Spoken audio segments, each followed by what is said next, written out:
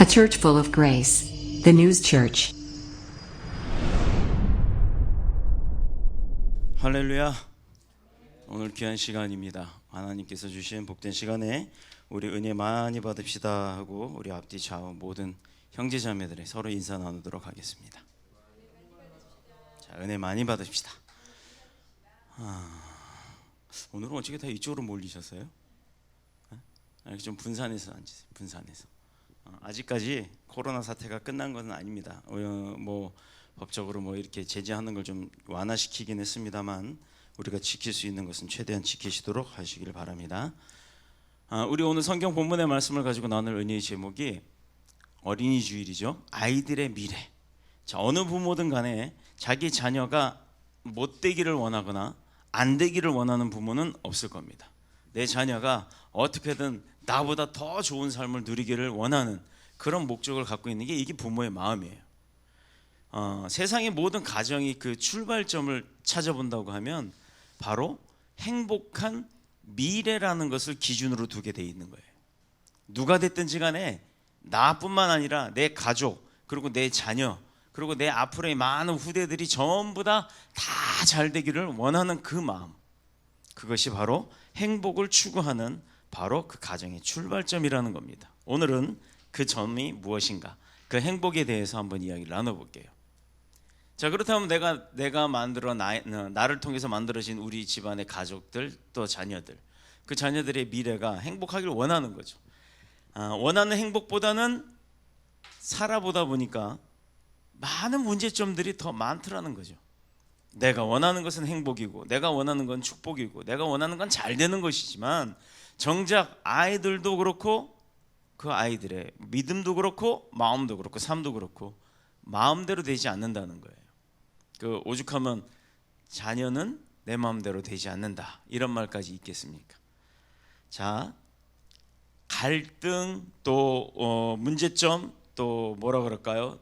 아픔 이런 것들이 찾아오기 마련입니다. 이런 문제는 우리의 삶에서만 있는 것이 아니라 지금 우리 오늘 본문을 보면 성경에서도 그런 일들이 있었다라는 겁니다. 자, 그러면 성경은 진리의 말씀이요 또 참된 진리의 말씀이 기록된 책이고 하나님의 말씀이 기록된 책인데 그 성경을 통해서 하나님의 말씀과 하나님이 집행하셨던 많은 일들 가운데 나만 겪고 있는 그 고난과 어려움과 고통이 아니라 하나님께서도 돌보셨던 많은 성경 가운데 인물들도 그런 일들을 겪었더라라는 것을 보면 지금 내가 겪는 이 고통은 고통이 아니라는 겁니다. 왜? 성경을 잘 읽어보면 고통받았던 많은 성경의 인물들이 고통받고 끝났더라라고 끝났나요? 그 이후에 오는 그 고통 가운데도 그들이 어떻게 살았는지에 따른 그 모습을 보면 그 뒤에 결말은 어떻게 되는지 우리가 다 알 수 있다라는 겁니다. 성경이 진리이기 때문에. 그렇다 그러면 우리가 지금 겪고 있는 이 많은 어려움들과 환난과 또 슬픔들이 있다 할지라도 그 슬픔, 환난, 어려움 속 뒤의 것은 무엇이라는 걸 우리가 답을 알고 갈 수가 있다는 겁니다. 그래서 믿음이 중요한 거예요. 아무리 많은 재산 물려줘봤자 그 재산 가지고 싸움질밖에 안 해요. 그 재산 물려줘봤자 그 몇 푼 안 되는 거 물려줘는 나중에 그거 쓰다 보면 아이들이 다 망가지는 것들을 많이 보게 됩니다.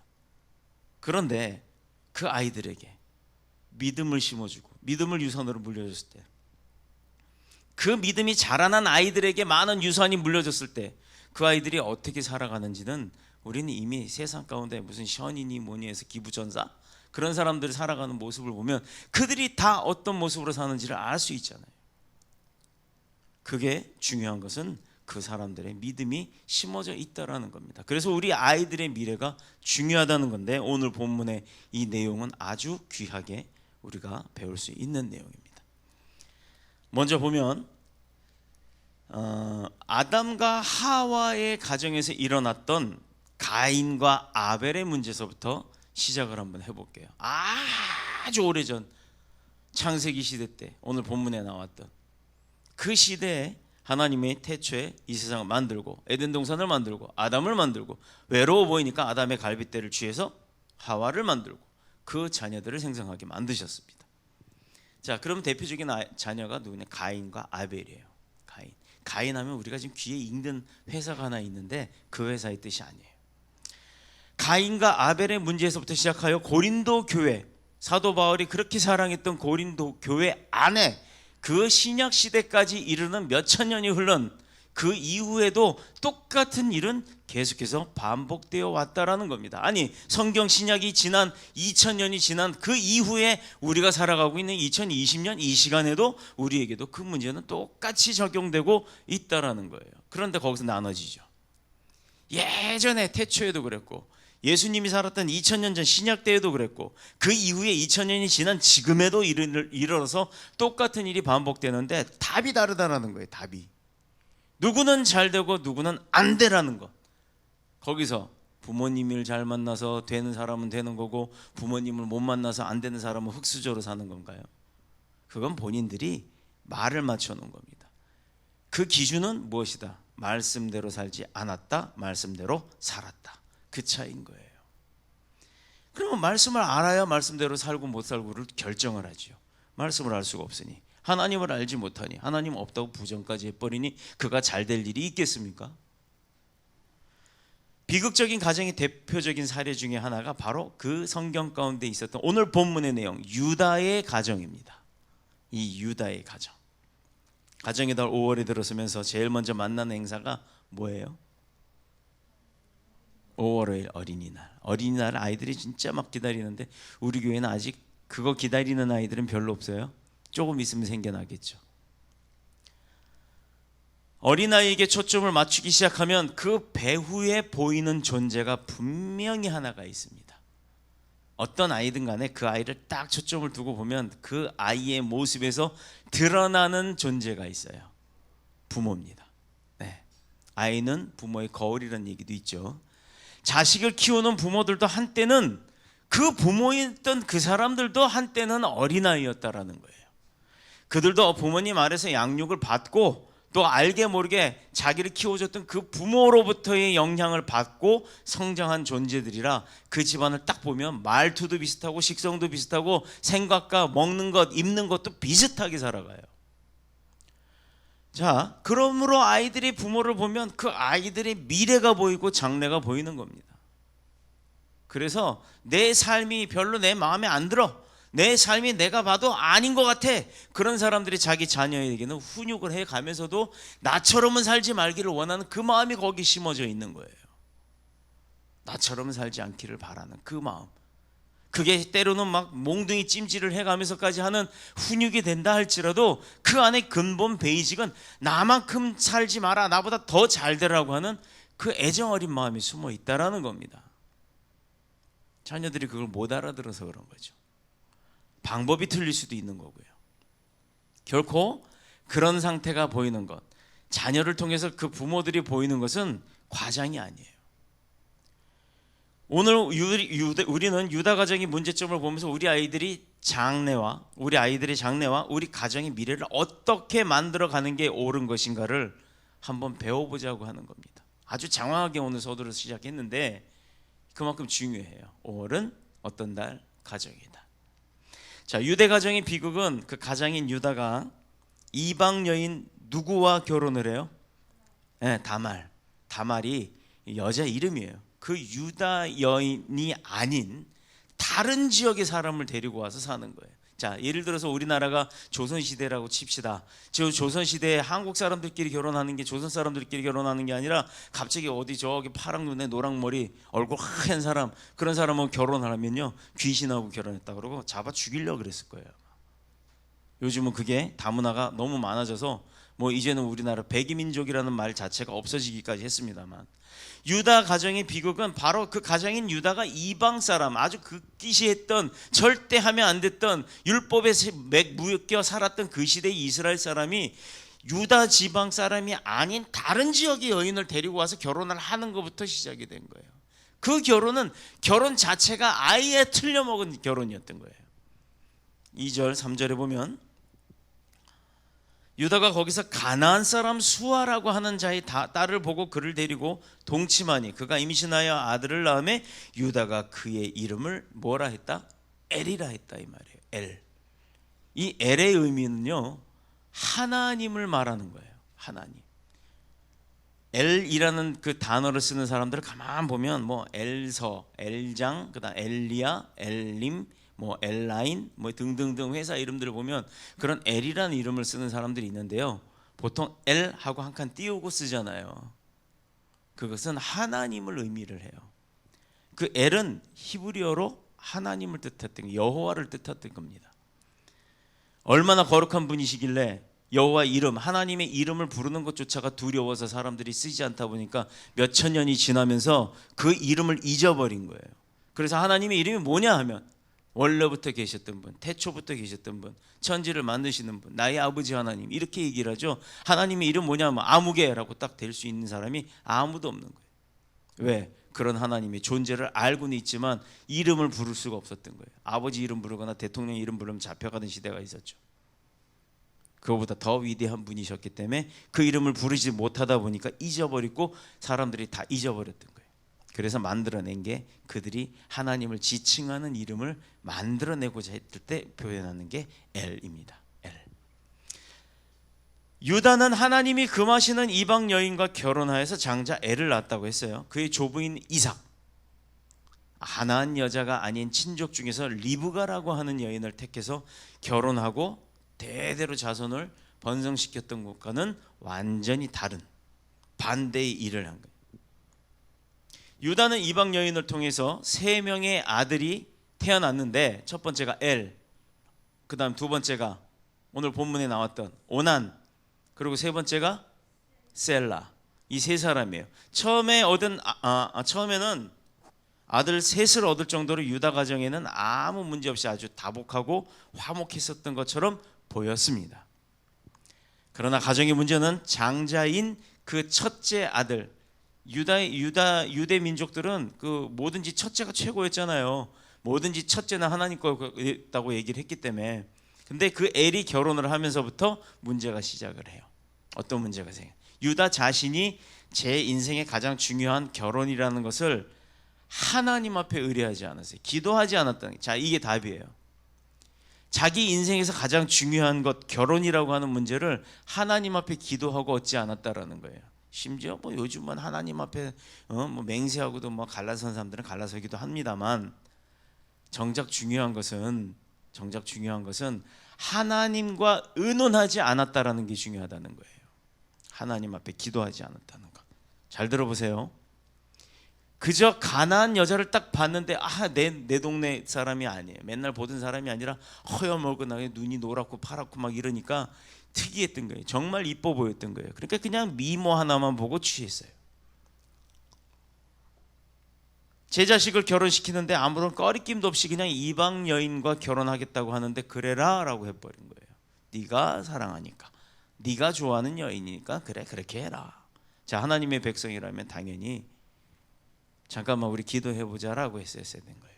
유다는 원래 그래야 되는 사람이었어요. 하나님의 백성이라면 당연히 가정의 대사인 그 결혼을 하나님의 인도하심에 따라 결정해야 하는 것이었는데 그냥 믿음의 가정 야곱의 그 장자격인 유다가 자기의 또 장자인 엘의 결혼을 그렇게 그냥 쉽게 허락해버렸던 겁니다. 자, 본문 1절 보면 다 같이 보겠습니다. 그 후에 유다가 자기 형제들로부터 떠나 내려가서 아둘람 사람 히라와 가까이 하니라. 아둘람 사람 히라와 가까이 하니라. 자기 형제에게서 내려갔다라는 것은 그냥 그들에게서 떨어졌다는 거예요. 따로 논다는 거예요. 자기 멋대로 산다는 겁니다. 다시 말해서 믿음의 가정인 야곱은 집안의 울타리를 벗어나서 독자적으로 생활하기 시작한 그곳, 거기가 바로 가나안 족속들이 살던 곳인데 그곳에서부터 자기의 삶을 멋대로 살았다라는 거예요. 자, 유다는 그곳에서 알게 모르게 하나님이 계시지만 하나님이 계시지 않는 것처럼 살았다는 거예요. 방탕하고 절제함 없고 무절제함 속에서 자기의 쾌락과 유흥을 위해서 살았다라는 겁니다. 그러니 그 다음에는 뭐가 있겠어요? 우리가 사탕 달다고 사탕만 딥다 먹으면 뭐 걸려요? 뭐 걸려요? 당뇨 걸리고 또 저거 걸리잖아요. 그렇다고 뭐 당뇨병 갖고 있는 사람이 그래서 막 방탕하게 살아서 당뇨 걸린 건 절대 아닙니다만 그 달콤함 뒤에 오는 거는 뭐 충치도 오고 그래서 이빨을 막 뽑기도 하고 막 그러잖아요. 결코 달콤함은 달콤함으로 끝나지 않는다라는 것 잊지 마시길 축복합니다. 물질도 마찬가지고 또 향락도 마찬가지고 또 뭐 음란도 그렇고 유흥도 그렇고 다 마찬가지. 내가 즐기는 게 좋은 건 즐기는 그걸로 끝나야 되는 거예요. 그 이후에는 죄가 따라오게 돼 있습니다. 그런 삶의 모습이 장자였던 그 엘에게 영향을 주었고 엘은 아주 성적으로 부도덕하고 방탕했던 것으로 성경에 기록이 되어 있어요. 자, 우리 인생에 있어서 하나님이 백성이라면 그러면서도 하나님의 백성인데도 우리가 강하게 살아야 되지만 강하지 못한 존재라는 걸 우리는 너무나도 잘 압니다. 연약한 존재라고 하죠. 그래서 우리가 하나님을 붙들고 갈 수밖에 없는 거예요. 하나님의 힘으로 살아가는 거예요. 하나님의 힘으로. 그걸 마치 내가 내 능력이고 내 힘으로 살아가는 것처럼 착각하지 마세요. 그렇게 살았다가는 그 뒤에는 폭삭이라는 말이 따라오게 돼 있어요. 아무리 높이 올라갔다고 기고만장하지 마세요. 하나님보다 높지 않습니다. 아무리 내가 많이 배웠다고 있는 척하지 마세요. 아는 척하지 마세요. 하나님의 그 지식은 우리가 알 수조차도 없는 거예요. 내가 아무리 기술이 좋다고 대단한 것처럼 여기지 마세요. 내 기술 그것 아무것도 아니라는 거예요. 우리 인생이 하나님의 백성이라도 여전히 연약한 존재이라는 것. 내가 하나님을 믿는 사람이지만 하나님 없이는 할 수 있는 게 아무것도 없다라는 것을 고백하는 믿음의 백성이 되시길 축복합니다. 뭐든지 내가 지금 이렇게 사는 것조차도, 내가 이렇게 힘든 것조차도 하나님의 계획하에 내가 움직임이 있기 때문이라는 것, 그것을 잊지 마시길 축복합니다. 특히 인간은 죄로 말미암은 그 부패한 성향성 때문에 내 마음속에서는 뭔가 자꾸 나를 유익하게 하기 위한 일들을 추구하는데 그 일들 뒤에는 계략이라고 하는 사탄의 그 꾀임이 속해져 꾀임이 있다라는 것을 우리가 잊지 말아야 한다는 게 늘 경계해야 되는 거예요. 우리가 지난주 설교 제목이 뭐예요? 네, 우리 지난주 예배 설교 제목이 뭔지 아세요? 기억나세요? 기억 안 나요. 정상이에요. 남은 이상한 거예요. 미혹하는 자를 경계하라. 뭐 하는 자? 나를 유혹하는 사람을 경계하라고요. 항상 누가 유혹을 해요? 내 주변의 측근이 아니라 그들을 사용하는 사탄이 우리를 유혹한다는 거예요. 그 사람을 미워하라는 얘기가 아니라 그 사람을 조종하는 사탄의 세력을 우리가 경계해야 한다라는 겁니다. 그렇기 때문에 우리는 하나님의 능력 없이는, 하나님의 도우심 없이는, 성령님의 인도하심 없이는 살 수 없는 존재임을 고백하는 자들이 되시길 축복합니다.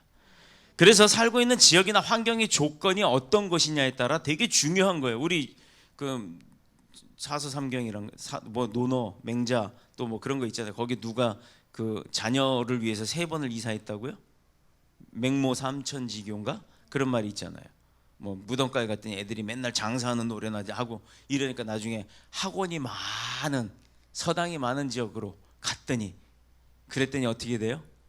애가 흥얼흥얼 천자문 외우는 소리를 하더라 이 말이에요. 어떤 직업을 선택하느냐, 어떤 직장에 있느냐, 그 직장이 무엇을 믿고 무엇을 추구하는 직장에 있느냐에 따라 그 사람의 삶이 다 바뀌는 거예요. 왜? 그 오너가 하나님을 알고 하나님이 주시는 그 지혜대로 어떤 방식으로 운영을 해 나가는지를 알기 때문이라는 거예요. 그러면 회사 자체의 분위기도 바뀌는 거예요. 가장 중요한 것은 내가 하나님을 의지하고 있다라는 것을 내가 잊지 말아야 된다는 겁니다. 내가 그것을 잊는 순간 기고만장이 되는 거예요. 기고만장. 그때 아버지가 아들한테 용돈을 주기 시작해요. 이쁘니까, 아버지니까. 근데 그 아들이 용돈이 점점 많아지기 시작하고 축적이 되기 시작해요. 그랬더니 나중에 가만히 지켜보니까 그 주변의 친구들이 바글바글 해요. 우리 이제 둘째 녀석을 제가 용돈을 매일 10,000원씩 줘봤더니 한 일주일 되니까 7만 원 되고 또 한 달 되니까 한 3, 40만 원 되잖아요. 그래서 속으로는 그랬어요. 야, 30만 원, 40만 원 지갑에 학생이 넣고 다니면 떡볶이 사 먹고 뭐 하고 라면 끓여 먹고 하는 거 다니다 보면 애들이 바글바글 하겠거니 했더니 웬걸? 이 녀석은 주면 주는 대로 그날 다 까먹고 들어오더라고요. 그런데 어떤 아이는 주면 주는 대로 모아놔요. 그랬다가 지가 맨날 100원짜리 200원짜리 떡볶이나 이런 거 먹고 싶었던 애가 그걸 꾹꾹 참더니 어느 날 갑자기 애들 생일 누구 무슨 잔치라고 딱 초대를 하더니 제과점에 다 불러서 제과점 빵을 지가 쏘더라고요. 그런 녀석도 봤어요. 근데 그런 녀석은 삶이 다 다르더라 이 말이에요. 어떻게 보면 기껏 벌어서 자기를 위해서 쓰는 게 아니라 남을 위해서 쓰는 것처럼 보이지만 그 아이의 삶에는 행복함이 계속 따라오더라 이거죠. 그런데 100원 200원 그거 지가 쓰고 싶은 대로 다 써버린 사람은 나중에 뭐냐면 돈이 없으니까 불안해요. 맨날 입이 이만큼 나와 있어. 뭐야 아빠 하면 벌써 돈 달라는 얘기예요. 안 줘봤어요. 입이 이만큼 나와요. 아침에 나가면서 신발도 다 정리해놓고 나가던 놈이 신발을 있는 대로 발로 다 차놓고 나가요. 그게 뭐겠어요? 불만인 거예요. 불만. 왜 안 주냐 이거예요. 맨날 주던 거. 이게 달라진다는 겁니다. 매일 주던 거를 끊어놨더니 이제는 매일 주는 게 감사함은 떠나버리고 왜 안 주냐로 바뀌어요. 그래놓고 신발을 발로 차놓고 나가요. 이게 달라지더라 이 말입니다. 하나님 앞에 우리가 감사함을 잊어버리는 순간 우리도 신발 차놓고 나가는 꼴하고 똑같은 거예요. 그럼 어떻게 돼요? 하나님이 주시던 게 일단은 보류가 되는 겁니다. 왜? 그 녀석이 마음이 돌아져서 아빠 잘못했어요, 아빠가 주시는 것 감사해요 라고 할 때까지 그거는 끊어지게 돼 있어요. 이게 진리인 겁니다. 모든 것에서부터 그래서 영향을 받는다라고 하는 거예요. 그래서 회사의 분위기가 어떠냐, 회사가 어떻게 시작이 되고 어떻게 마무리가 되느냐에 따라서 그 회사가 되고 안 되고, 그 가정이 되고 안 되고, 그 직장이 되고 안 되고, 그 학업이 되고 안 되고가 다 정해지는 거예요. 이거를 지난 5년간 말씀을 드렸어요. 유다가 잘못된 선택을 했음으로 인해 그 삶이 잘못된 것, 오늘 성경 본문을 보면 알게 됩니다. 그 가정과 자녀들이 불행하게 만드는 것, 그 한 사람으로 인해서. 7절의 말씀이 엘이 여호와 목전에 악함으로 여호와께서 그를 쳐 죽이더라. 우리도 그러잖아요. 말 안 듣는 자식 속 쓰려요. 마음 아파요. 어떻게든 바꿔놓고 싶어요. 그런데도 안 되면, 발로 차고도 안 되면 나중에 호적 파버린다고 내쫓아 버리는 거예요. 정확히 그의 죄상이 정확하게 무엇인지를 본인이 알지 못한다는 거예요. 그때 가서 야 너 이렇게 하면 안 돼, 이거 잘못된 거야, 이제 좀 돌아와야지 라고 아무래도 그 귀에는 들리지가 않아요. 얼마나 그런 귀에다가 직언을 해주고 충고를 해주고 조언을 해주고 권면을 해줘도 듣지 않고자 할 때는 들리지가 않는 거예요. 근데 누가 가도 대단한 것처럼 내가 너보다 형이니까, 내가 너보다 위니까 이래갖고 그거 막 주입하려고 해보세요. 반발만 심해지지.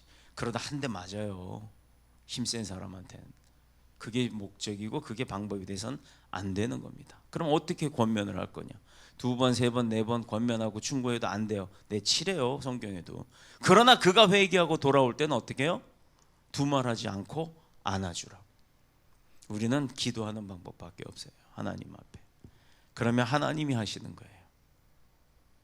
지난 한 주간 무던히도 많은 전화 통화를 하면서 어떤 일로 인해서 제가 아주 굉장히 어려움을 많이 겪었어요. 그런데 그 어려움을 겪으면 겪을수록 은혜가 커지더라 이 말이에요. 제가 이곳에 매일 와가지고 매일 저녁에 거의 밤을 새다시피 잠들 시간에 내려와서 기도를 했어요. 잠들 시간에 내려와서 기도를 하다 보니까 뭐가 있냐면 은밀함이 있더라고요. 그 은밀함에 왜 하나님이 날 이곳에 잠을 안 재우고 부르셨을까? 그걸 원인을 몰랐어요. 내려왔더니 내가 너를 다 안다, 내가 너 하는 거 다 봤다 그러시더라고요.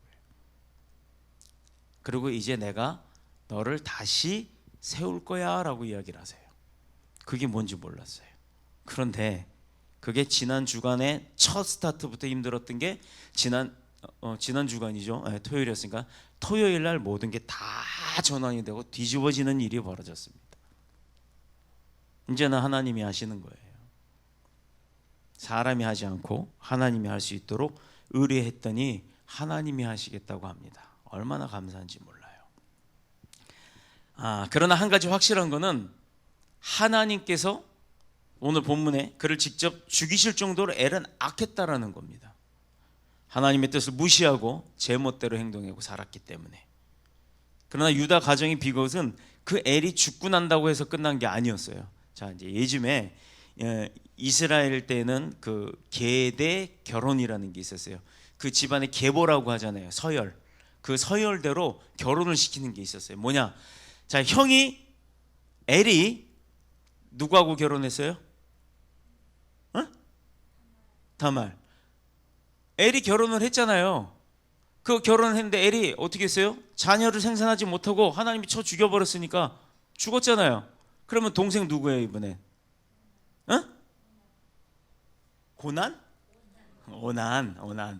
오난이 둘째 아들이 그럼 장가를 가서 애를 낳으면 그 집안에 대가 이어져야 되잖아요. 근데 계대 결혼이라는 건 뭐냐면 형이 죽으면 둘째 동생이 형수랑 결혼을 하는 거예요. 그 첫째 며느리는 계속 첫째 며느리예요. 물론 그 집안의 대는 첫째 가정에서 나와야만 이어져 가는 거예요. 이게 유다의 전통이었습니다. 유대 지역 사람들의. 자, 그래서 그걸 계대 결혼이라고 하는 제도가 있었는데, 그래서 둘째 아들 오난에게 형의 대를 잇게 했지만 오난은 그게 싫었던 거야. 하나님의 명령이었고 하나님의 율법이었던 시대에 하나님이 정해놓은 법을 자기가 싫다고 거부를 해버려요. 그 일이 여호와 목전에 악함으로 여호와께서 누구도 오난도 죽여버리시더라. 하나님은 이게 생사화복을 다 주관하시는 분이라는 게 여기서 나와요. 여기서 태어나는 것도 하나님이 계획하신 가운데 그 수억 마리 정작 가운데서 하나가 사람이 되는 거 아니에요. 그런데 선택받은 인간이란 말이에요. 그래서 근데 그렇게 살아갔는데도 태어나자마자 죽는 아이들도 있고 1년 만에 죽기도 하고 10년 만에 죽기도 하고 기껏 다 한 100년쯤 살 줄 알았더니 50년도 못 살고 죽고 100년 만에 죽기도 하고 여러 가지 사람들의 삶이 있다는 얘기예요. 그게 다 하나님이 이미 플로우 차트 안에 프로그래밍이 다 돼 있어서 넌 몇 년에 끝날 거라는 하나님의 예정이 있었다라는 거죠. 근데 그 사람이 하나님 말을 너무 많이 잘 들어. 너무너무 시키는 대로 너무너무 잘 들어. 하나님 보시기에 너무너무 마음에 들어. 5년만 살고 데려가시려고 했는데 5년이 아니라 50년, 500년을 살게도 하실 수 있는 분이 바로 하나님이라는 거예요. 그러니 내 삶 자만하지 마세요. 내 육신 자만 갖고 사용하지 마세요. 하나님 앞에 정확하게 드려야 되는 거예요. 내 것은 아무것도 없다라는 거. 내가 갖고 있는 건 내 생명조차도 하나님 거라는 걸 고백해야 하는 겁니다. 여기서 우리는 중요한 사실을 하나 보죠. 유다의 아들 둘이 거듭해서 첫째와 둘째가 하나님의 뭐에 의해서? 진노에 의해서 죽었다. 예상치 못한 죽음을 당하는 이 사건 속에서 유다는 어떤 마음이었겠어요? 아버지가 자녀 둘이 죽었는데 얼마나 속이 뒤집어지겠습니까? 유다 가정을 중심으로 한 그 분명한 하나님의 섭리와 계획이 있다라는 게 드러나기 시작하는 거죠. 그런데 얼마나 바보 같으면 첫째 죽고 둘째 죽어서야 그때 아니야 이 말이에요.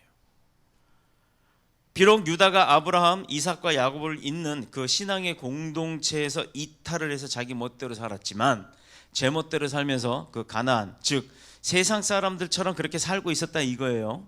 하나님을 부정은 안 해요. 부정은 안 했지만 잘 알고 싶어 하지도 않았어요. 왜? 뭐 하지 마라가 많으니까 안 하고 싶은 게 하고 싶은 게 많지 안 하고 싶은 게 많겠어요?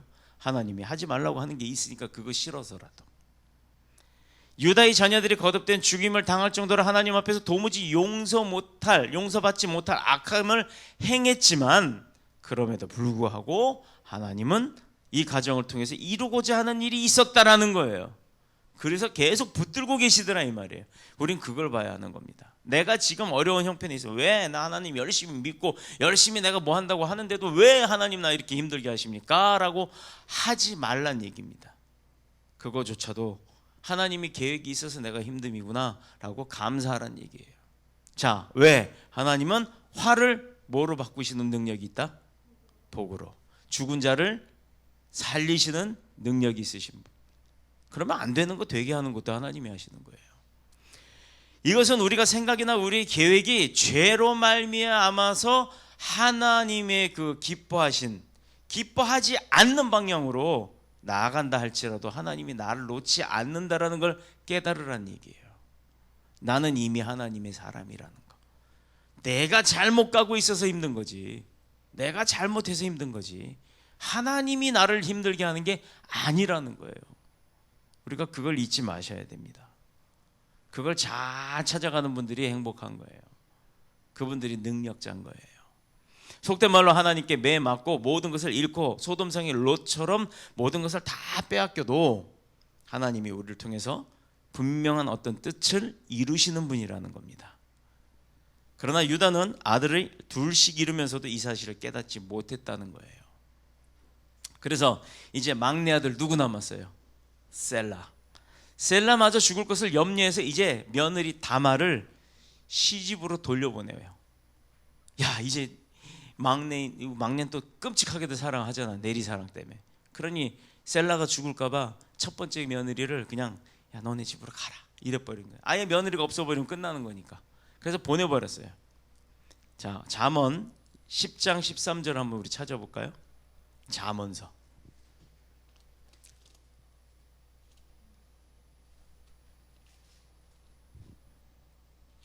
우리 저 영상팀 있어갖고 뭐 이렇게 하면 어느는 또 탁탁 나오는데 좋더라고. 근데 우리는 그런 게 없어서 뭐 없으면 찾는 거지 뭐.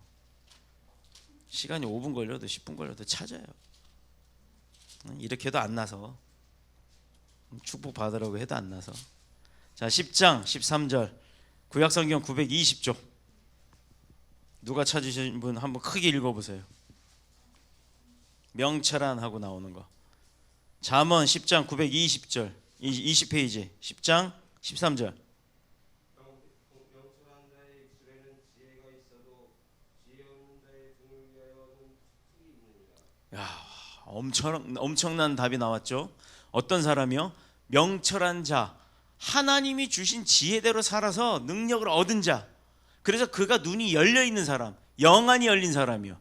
그런 사람은 능력자, 뭐 하나님이 안수해줘서 뭐 영안 열리는 것도 있겠지만 성경만 봐도 뭐가 잘못되고 뭐가 잘 됐는지가 다 보여요. 그 사람이 지금 무슨 생각을 하고 있고, 에이 저게 무슨 말이야, 저게 진짜야, 이렇게 의심하는 것도 다 보인단 말이에요. 그거요, 하나님이 주신 능력이란 말이에요. 그게 성경에 있어요. 성경만 잘 읽어도 그걸 내가 얻을 수가 있습니다. 무슨 그게 대단한 능력이 아니에요. 하나님은 누구에게나 그걸 다 주지만 내가 못 받아서 생기는 일이에요. 자, 명철한 자의 입술에는 뭐가 있다? 그가 말하는 입술은요, 카운셀러예요. 카운셀러. 그냥 말 몇 마디만 해도 돈 버는 사람들 많잖아요. 명철한 자의 입술에는 지혜가 있어도 지혜 없는 자의 등을 위해서는 뭐가 있다? 그냥 매 맞는 것밖에 없어요. 그는 아무리 떠들어도 다 두들겨 맞는 거예요. 왜? 뭐가 없기 때문에. 하나님이 주신 지혜가 없기 때문에. 그 하나님이 주신 지혜가 어디 있다?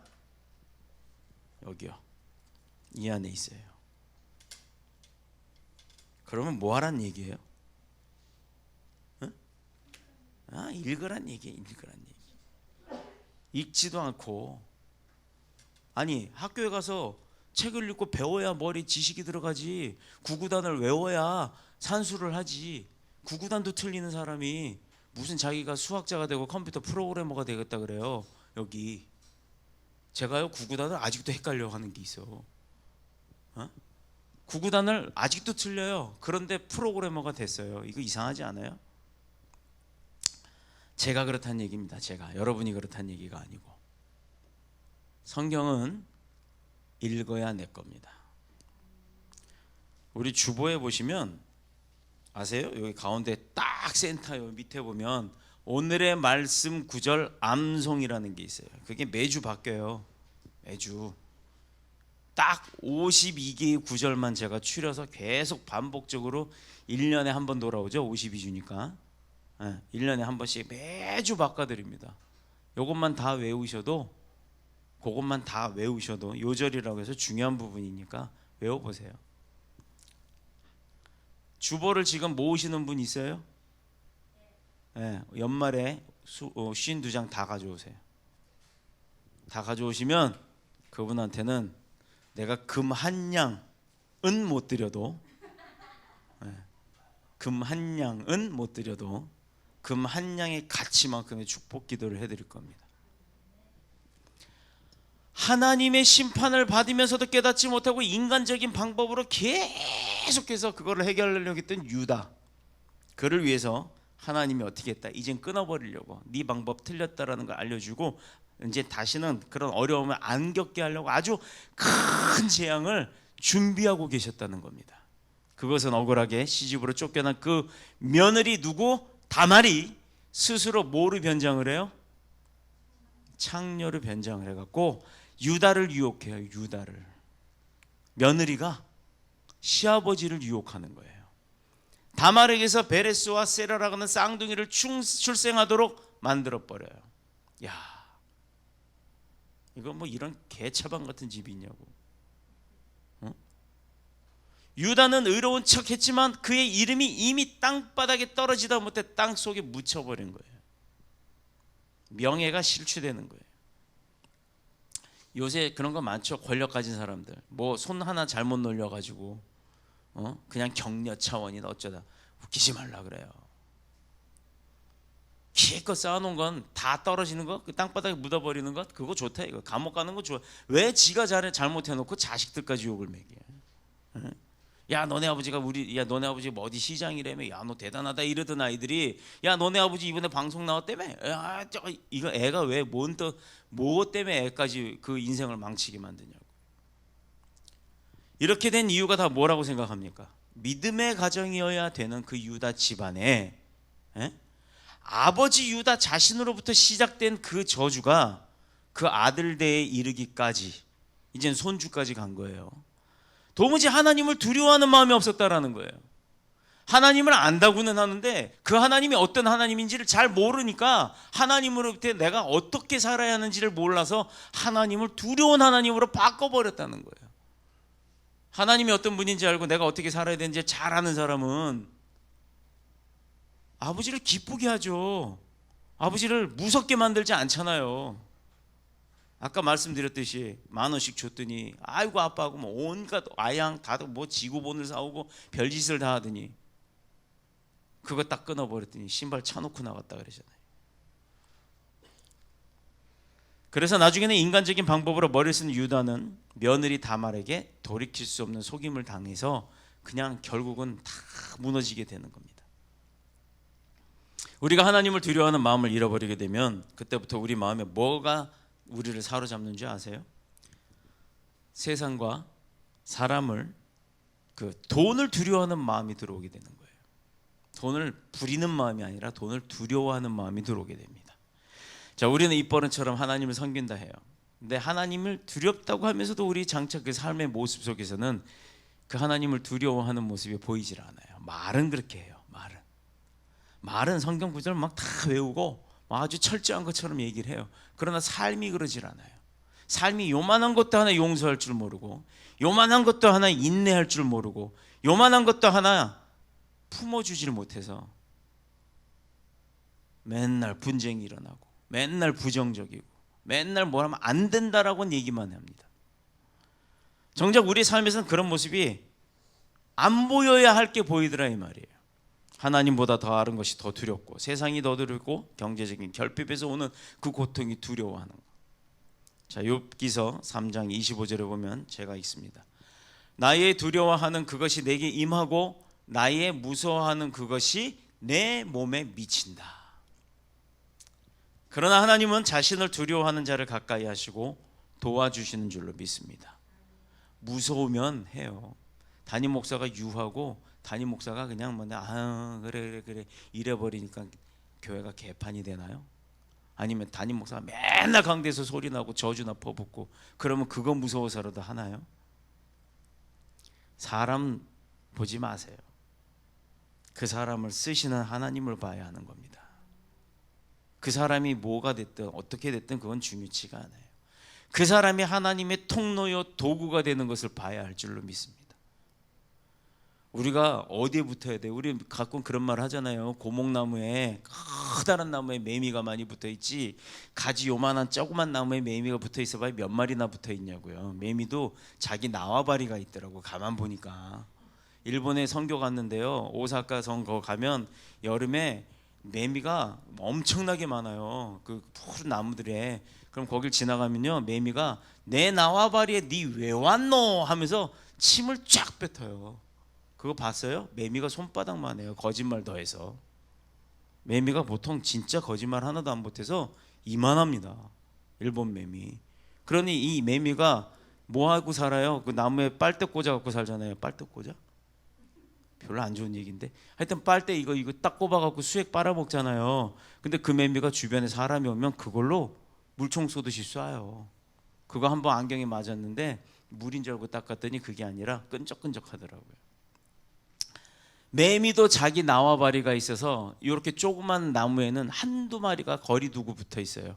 그런데 커다란 고목나무에는 어떻게 돼 있다? 수백 마리가 붙어 있죠. 그래서 우리가 그런 말 해요. 고목나무에 매미 붙어 있듯 딱 달라붙어 있으라고. 여러분의 고목나무는 어디입니까? 여러분의 고목나무가 돈 많은 회사요? 돈 많은 사장님이요? 아니요. 돈 많은 하나님이 돼야 되는 거예요. 그게 하나님의 진리예요. 왜? 믿음 받는 사람이 거지같이 살 필요 없어요. 저는 그 당당하게 얘기해요. 믿음 가진 사람이 부자 살면 얼마나 좋아요. 그래서 나눠주는 거예요. 베푸는 거예요. 나 먹을 만큼 있을 때 베푸는 거. 여러분 어떤 게 부자인 것 같아요? 기준이? 에? 뭐 대형차 하나 있고 집 큰 거 한 50평짜리 있고 자녀들 다 잘 돼서 무슨 사자 붙어 있고 그러면 부자인가요? 아니에요. 내 마음이 부족함이 없으면 부자예요. 내 주머니에 돈 없어도 내 마음에 두려움이 없고 편안함이 있으면 부자인 거예요. 아무리 많아봤자 소용없어요. 저는 진짜 돈 많은 사람 봤거든요. 근데 그 사람들 아무리 봐도 행복해 보이지가 않아요. 1년 365일 중에 우리가 365 곱하기 3 하루에 3끼는 먹잖아요. 단 한 끼도 같이 식구들이 모여서 먹는 걸 못 봤거든요. 그게 무슨 행복이겠어요. 돈 버는 기계지. 유다는 아들들의 죽음을 통해 하나님을 두려워하는 마음을 가져야 했지만 도리어 세상적인 생각으로 가득하고 말았고 이것이 또 다른 실패와 고통을 불러오게 된 겁니다. 그들이 믿음에서 떠나 세상 사람들처럼 살았기 때문에 그들은 하나님의 심판이라고 하는 엄중한 대가를 받는다는 겁니다. 잊지 마세요. 하나님 떠나면 하나님은 분명히 그러신 분, 욕심 많은 분, 내 건 내 거, 내 건 네 거 이거. 하나님이 선택한 사람은 절대 하나님 못 떠납니다. 내가 아무리 도망가려고 해봤자 결국 아무리 가도 나중에 가다 보면 다시 원위치로 와 있어요. 계속 돌아요. 왜 그걸 도냐고요. 그 자리에서 그냥 올라가야지.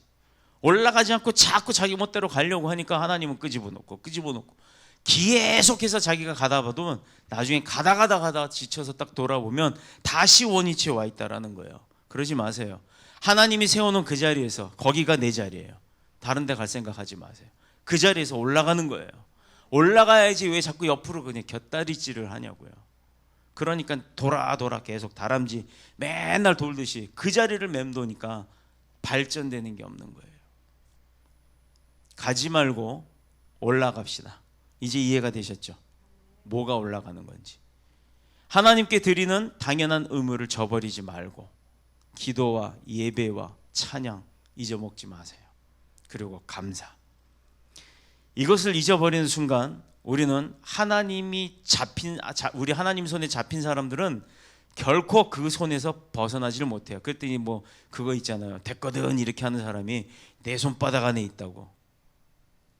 어디서 주워 들은 건 있어서 그렇게 얘기를 하는지 모르겠지만 하나님이 선택한 선민의 백성인 우리 그리고 이스라엘 백성들 그들을 나중에 하나님을 배척하고 나니까 하나님이 선택했던 이방인들 그 이방인들이 우리예요. 그런데 그렇게 선택된 우리가 아무리 가려고 해봤자 갈 수 있는 데가 있다 없다? 없다. 그래서 우리는 하나님 앞에 올바르게 서 있는 게 그게 성장하는 길이다. 우리 아이들의 장래는 부모가 뼈를 깎는 노력으로 헌신하고 사랑해 준다고 해서 열리는 게 아닙니다. 물론 그런 노력과 헌신도 있어야 되죠. 모든 생명이 하나님으로부터 왔기 때문에 하나님의 중심에서 벗어난 삶을 사는 그 순간 제명이 됐어요. 이걸로 가는 거예요. 하나님 중심의 삶에서 벗어나는 순간 세상은 제명시킨다고 하지만 하나님은 제명을 시키지 않고 뭐가 온다? 하나님의 등짝에 뭐가 온다? 채찍질이 온다예요. 수치와 고통과 죽음이라는 무서운 결과를 얻게 됩니다. 그렇다면 이제부터 어떻게 살아야 돼요? 3가지 얘기하고 끝내요. 빨리 얘기할 거니까 메모하실 분 메모하세요. 첫 번째, 하나님 앞으로 자녀들을 데리고 나와야 한다. 그게 부모의 역할이에요. 즉 믿음을 유산으로 넘겨라. 예배를 통해 교회 신앙생활을 통해 우리 자녀로 하여금 하나님을 바로 알고 섬기는 것 배우게 하는 거예요. 교회에서 부모 우습게 하라 그러지 않아요. 십계명에 몇 번째에 있습니까? 성경책 맨 앞에 한번 보세요. 성경책 맨 앞인가? 맨 뒤에 있나요? 자, 내 부모를 공경하라 몇 번째 있어요? 십계명. 에? 두 번째예요? 나 이외에 다섯을 섬기지 말라. 그게 첫 번째. 그 다음에 우상 섬기지 말라가 두 번째죠. 세 번째는 하나님 여호와의 이름을 망령되이 말하지 말라. 그럼 네 번째가 뭔가 봐봐요. 네 번째가. 안식일을 거룩히 여겨라. 그 다음이 다섯 번째죠. 자, 1, 2, 3, 4가 다 누구하고 연관돼 있어요? 하나님. 그 다음부터는 우리. 10가지 계명을 지키되 1, 2, 3, 4번까지는 하나님을 위한 계명이고 5번부터가 우리 사람들을 위한 계명이에요. 자, 그럼 사람이 해야 할 일들 중에 제일 우선으로 해야 될 게 뭐다? 부모 섬김. 부모를 아버지 하나님 다음으로 섬기는 거예요. 그거 못하면 망하는 거예요. 근데 요즘 부모 알기로 우습게 알아. 부모 없이 어떻게 태어났다고. 자, 정리합니다. 두 번째가 뭐다? 우리 자녀들의 삶을 통해서 하나님의 음성을 듣는 게 중요해요. 그 말씀에 순종하는 게 중요합니다. 그러기 위해서는 부모들이 뭘 해야 된다? 너희는 이 자식이 왜 예배 안 나가? 뻑. 왜 순종 안 해? 뻑. 이게 아니라 그들을 위해서 눈물로 기도하라는 겁니다. 하나님이 자녀를 우리한테 맡긴 거죠. 우리한테 불이라고 주신 게 아니에요. 제일 한심한 인간들이 애 낳아놓고 지는 게임방 가갖고 PC방 가서 놀다가 애 굶어서 죽이는 애들. 낳지를 말든가. 두 번째가 바로 부모들이 끊임없는 눈물의 기도, 자녀들을 위한 기도가 있어야 한다는 겁니다. 요나가 물고기 뱃속에 들어서 기도한 것처럼 그렇게 기도해야 돼요. 자기 목숨을 걸고. 세 번째, 가정 예배가 회복돼야 됩니다. 예배를 교회에서만 드립니까? 가정에서부터 시작하는 거예요. 가정에서부터. 온 세상이 가정이 파괴되고 무너지고 있는 이 시대, 이게 사탄의 계략인데 거기에 다 빠져들어가면서 예배만 잘 드리면 된다? 천만에요. 가정부터 서야 됩니다. 가정 예배, 가정의 부모의 권위, 자녀로서의 부모의 섬김, 부모로서 자녀의 돌봄, 이게 정확하게 이루어져 나가야 가정이 아름다운 가정이 되는 거예요. 자, 5월은 가정의 달입니다. 오죽하면 5월달 제일 놀러가기 좋은 그 시기에 가정의 달이라고 국가에서 정해놨겠어요. 따뜻함이 올 때, 찬바람이 불었던 그 냉랭한 겨울이 지나고 따뜻한 봄, 그리고 새 생명이 막 움터다 오는 그 5월에 가정의 달을 선포한 것은 그만큼 가족들과 화목하게 지내라는 겁니다. 아브람 때에도 가나안이 흉년 들었고 이삭이 때도 흉년이 들었고, 그러나 하나님은 이삭에게 그 땅을 떠나라고 한 게 아니라 그 땅을 떠나지 말고 거기 가나안을 지켜라라고 얘기를 했어요. 세상의 지혜는 흉년을 피해서 이집트 땅, 애굽으로 가서 먹고 살아야 되는 게, 그게 세상에서 보는 세상적 지혜예요. 피난을 가야 되는 거예요. 그러나 하나님의 사람들은 흉년이야말로 하나님의 은혜와 기적을 체험할 수 있는 아주 좋은 기회였다라는 거예요. 보세요. 안 돼요. 일이 막 엉켜요. 꼬여요. 손해를 보기 시작해요. 포기하면 끝난 거예요. 그런데 하나님 앞에 그때 가서 정신 차리고 기도하기 시작합니다. 하나님 도와주세요. 내가 뭘 잘못했는지 기억나게 해주세요. 아, 그렇군요. 내가 그거 잘못했군요. 죄송합니다. 잘못했습니다. 다신 그러지 않겠습니다. 그러니 이번 일을 해결해 주세요. 이번 일을 해결해 주심으로 하나님 나 용서해 주시고, 또 하나님이 하셨다는 게 드러나서 하나님 그 영광 받아 주시옵소서라고 기도하기 시작했더니 다음 날부터 바뀌어가기 시작합니다. 그러면 그 기도 드리고 그 바뀌는 현상을 본 사람은 어때요? 하나님이 죽었다 살았다 어떻게 믿겠어요? 당연히 살아계신 하나님 위대하다라고 가는 겁니다. 그러니 하나님이 더 두려워지는 겁니다. 그런 체험을 찾지 않으니까 하나님이 있는지 없는지 알려줘도 모르잖아. 알려줘도. 어려울 때일수록 뭐 해라? 기도해라. 이게 답이라는 거예요.